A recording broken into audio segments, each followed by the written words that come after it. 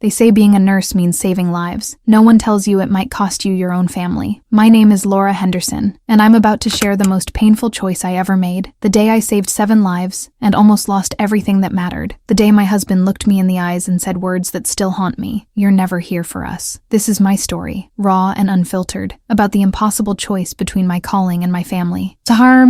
My name is Laura Henderson. I'm 34 years old, and I've been an emergency trauma nurse at Northwestern Memorial Hospital in Chicago for 9 years. When I started, I was 25, fresh out of nursing school, full of dreams about making a difference. I had no idea what that would actually cost me. I worked the emergency department, the front lines where every second counts, where blood on your scrubs is normal, where holding someone's hand as they take their last breath becomes part of your Tuesday. I met my husband David 12 years ago at a coffee shop near the hospital. He's an engineer, works from home designing software for construction companies. We got married 7 years ago, same month our daughter Emma was born. Emma, God, just saying her name makes my chest tight. She's 7 now, bright as the sun, with David's green eyes and my stubborn determination. For years I thought I was balancing everything. Career, marriage, motherhood. I'd miss a recital here, arrive late to dinner there, but I always convinced myself it was worth it, that saving lives justified the sacrifices. I was wrong, dead wrong, and I didn't realize it until it was almost too late. If this story has already grabbed you, subscribe to the channel now, because what comes next will surprise you even more. And tell me, where are you watching this from? Drop a comment below. The March 15th started like a miracle. I'd requested the day off 3 months in advance, Emma's 7th birthday. I'd planned everything down to the minute. Woke up at 5 in the morning, decorated the entire house with pink and purple balloons, her favorite colors, hung streamers across the living room, set up a dessert table with cupcakes I'd stayed up until midnight baking. The birthday cake, a 2-tier princess castle, was being delivered at noon. The party was scheduled for 3 in the afternoon. 20 kids from her school were coming. Face painter, balloon artist, the works. David was handling the backyard setup while I managed everything inside. For once, everything was perfect. For once, I was going to be the mom who showed up. Emma had left for school that morning, practically floating. She'd hugged me so tight before getting on the bus. "You'll be there when I get home, right, Mommy? You promise?" Those words. God, those words would echo in my head for weeks. I promise, baby. Mommy's not going anywhere today. At 11:07 in the morning, my phone rang. Charge Nurse Rodriguez. "Laura, I know it's your day off, but we have a mass casualty situation. Multi-vehicle accident on Interstate 94. Tour bus versus semi-truck. A school bus got caught in the pileup. Multiple pediatric traumas incoming. We're critically short-staffed. I need you." My blood went cold. Thank you for still following along. This shows you feel the same thing I felt when I lived through all this. So subscribe now and hit the notification bell, because what comes next changes everything. I stood frozen in my kitchen, phone pressed to my ear, surrounded by pink balloons and birthday decorations. "How many?" I asked, my voice barely a whisper. 15 pediatric patients so far, 3 critical. "Laura, you're our best pediatric trauma nurse. Please." David walked in, saw my face, and immediately knew. "No," he said firmly. "Laura, no, not today. Tell them no." I covered the phone. "David, it's children. A school bus. 3 critical. And what about our child?" His voice rose. "What about Emma? You promised her, Laura. You looked her in the eyes this morning and promised." I felt like I was being ripped in half. Rodriguez was still on the line. "Laura, I need an answer. I tried every option. Can you call someone else? What about Jenkins? Or Patterson?" Jenkins is in Florida for his father's funeral. Patterson called in sick. Thompson's already here, but she's swamped. "Laura, I wouldn't ask if I had any other choice. These are kids. Their families are on the way. We have parents arriving to the worst nightmare of their lives." David was shaking his head, backing away from me. Don't you dare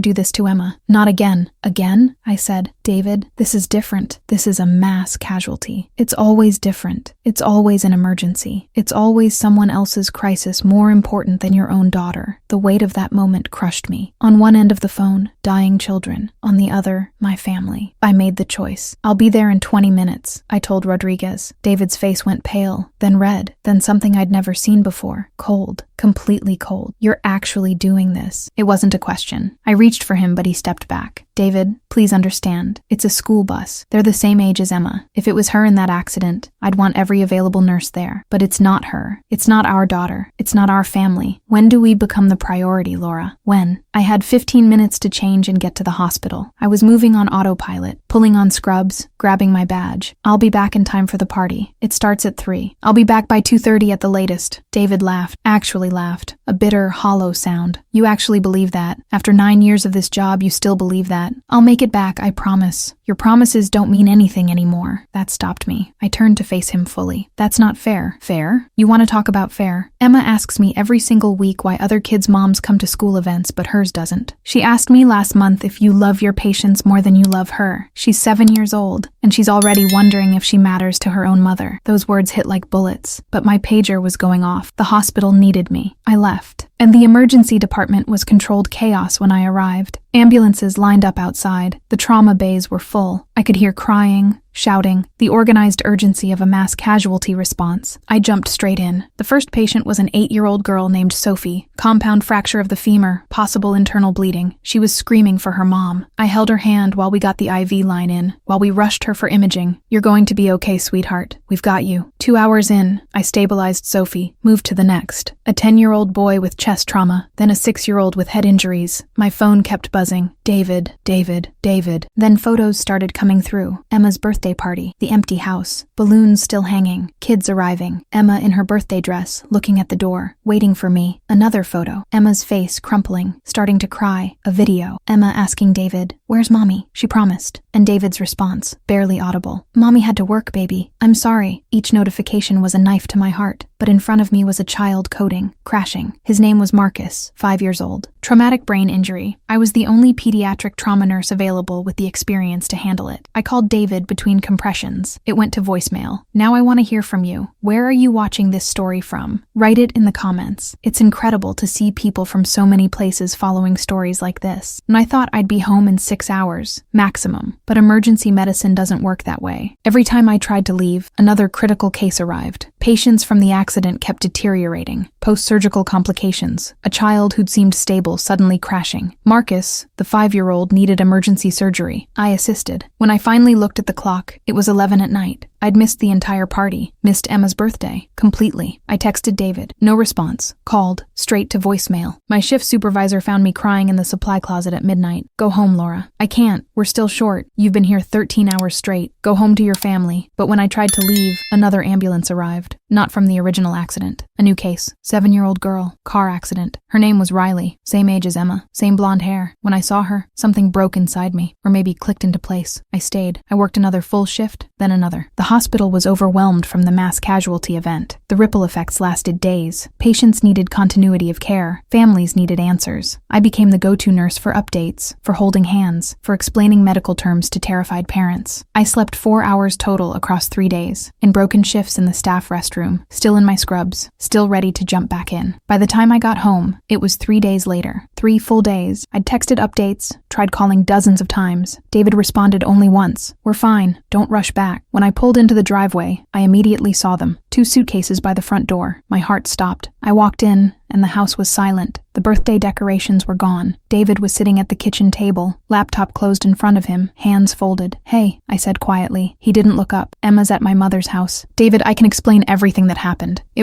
I know what happened. It was on the news. Major accident, mass casualties, hospital overwhelmed." "I know." His voice was flat, emotionless. Somehow that was worse than yelling. "Then you understand why I couldn't—" "Emma's room," he interrupted. "Go look at Emma's room." I walked down the hall, fear building with every step, pushed open her door. The walls were covered with drawings, birthday-themed drawings, dozens of them. Me and her holding hands, me at her party, me with a big smile. In every single one, I was there. At the bottom of each drawing, in her careful 7-year-old handwriting, "I love you, Mommy. Where is Mommy? Please come home." I collapsed onto her bed, holding the drawings, sobbing. David appeared in the doorway. That's when he said it. "You're never here for us, Laura." What followed was the most brutal conversation of my life. David sat down across from me in Emma's room and just started listing everything. Every missed event, every broken promise, every time I'd chosen the hospital over them. Her kindergarten graduation. You were on call. The Christmas pageant where she played an angel. You missed it. Our anniversary dinner last year. You canceled an hour before because of an emergency. The day she learned to ride her bike. I taught her. You were working a double. Each item on his list was a small cut. Together, they were bleeding me out. I save lives, I said desperately. David, I save lives. That has to count for something. And what about the lives in this house? He shot back. What about Emma's life? What about mine? Do we not deserve to be saved too? That's not fair. You know my job is different. People die if I don't show up, and our family dies slowly while you do show up. Everywhere but here. I tried to explain the accident, the 15 kids, the 3 critical cases, Sophie with her femur fracture, Marcus who coded twice, Riley who looked just like Emma. I saved 7 lives that weekend, David. 7. He looked at me with something like pity. And how many times do you think Emma's heart broke waiting for you? You saved 7 strangers and lost your daughter's trust. Was it worth it? The next week was hell. I moved into the guest room. David and I barely spoke. When Emma came home, she wouldn't hug me, wouldn't make eye contact. She'd answer my questions with one-word responses. How was school? Fine. Want to do something together? No. I love you, baby. Silence. One night, I tried to talk to her. Really talk. Emma, Mommy needs to explain something to you about the day of your birthday.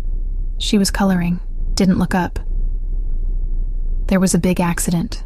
Lots of kids got hurt really badly. Kids your age. And the hospital needed me to help save them. Did you save them? She asked quietly.